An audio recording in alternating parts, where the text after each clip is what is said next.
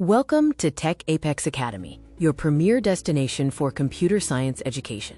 We guide students from their very first steps into technology through to advanced proficiency. Welcome to Day 4 of our course, Event Triggers. Today we'll learn how to start your programs automatically by covering events, the ignition switches of coding.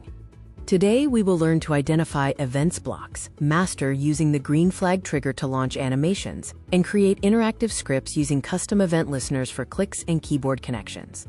Event blocks are gold and instruct the computer exactly when to execute code blocks linked underneath them. Their unique curved top, resembling a hat, means they must sit at the very top of a script. The When Green Flag Clicked block is the master start button. Let's review the step-by-step for the green flag launch. First, grab the When Green Flag Clicked Hat block from the Gold Events menu. Then, snap a Say Hello for 2 seconds block from the Purple Looks category underneath the hat. Finally, execute the code by pressing the green flag button above the stage.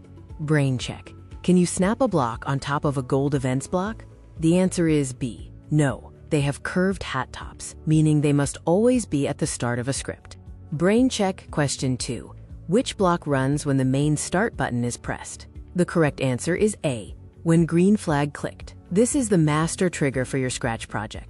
For our interactive challenge, open the Gold Events menu and find the, quote, When Space Key Pressed block. Can you construct a script so your sprite moves only when you press your spacebar? Thank you for watching. Join our community to see how we make learning tech fun and impactful. Visit our YouTube channel and unlock your digital potential with TechApex Academy. Like, share, and subscribe.